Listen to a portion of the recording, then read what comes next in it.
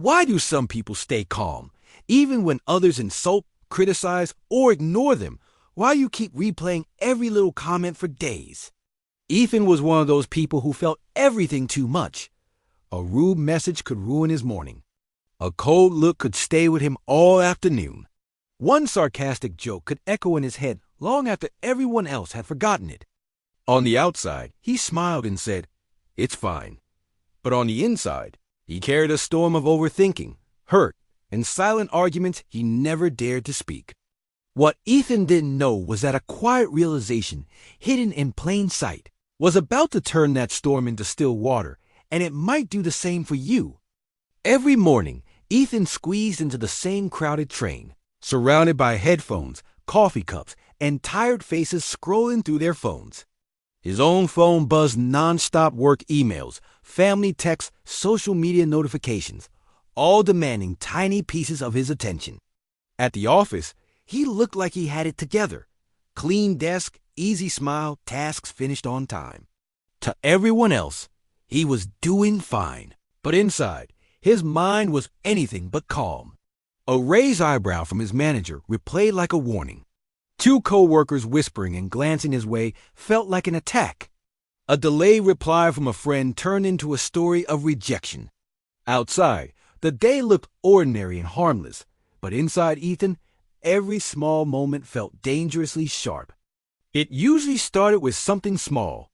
In the break room, a coworker would laugh and say, "Careful, don't mess it up like last time, Ethan," and everyone would chuckle. They meant it as a joke, but he felt his chest tighten. All afternoon, he replayed that sentence, wondering if they secretly thought he was incompetent. Later, his sister would call and casually say, "You're still at that same job? When are you going to do something bigger with your life?" He'd laugh it off on the phone, then sit in silence afterward, feeling like a failure. That night, he'd send a thoughtful message to a friend and watch it sit on seen with no reply. At dinner, at his desk, lying in bed staring at the ceiling, those moments circled in his mind. Most people spend their lives like this, waiting for others to be kinder, more careful, more understanding. Ethan thought the same, until one day when every slight, every comment, piled up so high that something inside him finally cracked, and he realized he couldn't live like this anymore. That evening, exhausted and desperate for peace, Ethan walked past his usual bus stop and kept going until the city noise faded into the background. He ended up at a small park, the one place he could sit under an old oak tree and pretend the world wasn't pulling him apart. On a nearby bench sat Mr. Harris, the older neighbor he'd seen for years, always reading, always calm, no matter what. "You look heavy tonight," Mr. Harris said gently. "Rough day out there today." Something in Ethan cracked open. Why does everyone bother me so much? Why can't people just be kinder? Mr. Harris smiled, not unkindly. "You're asking the wrong question," he said. "The secret isn't changing them. It's changing where you place your power. Sit. Let me show you a little experiment almost no one ever really tries."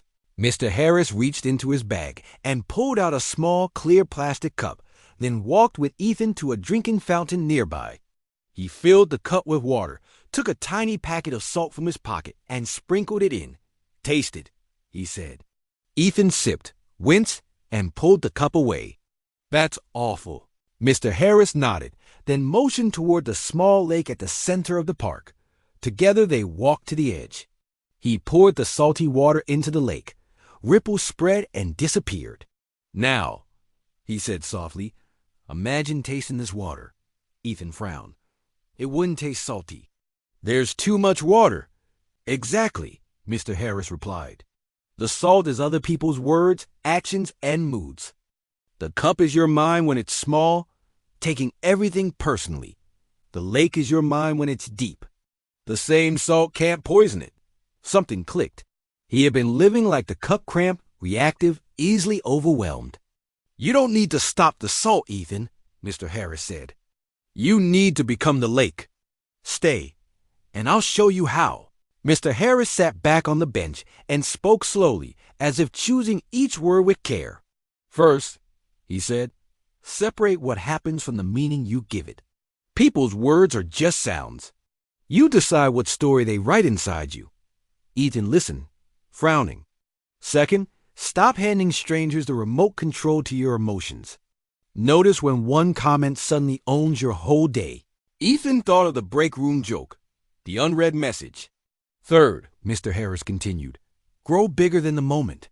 Ask yourself, will this matter in 5 days, 5 months, 5 years? Most of it won't. He paused. So here's your practice. When something hurts, don't explode and don't run. Pause. Breathe. Say inside, this is salt. I choose to be the lake. You're not becoming cold, Ethan.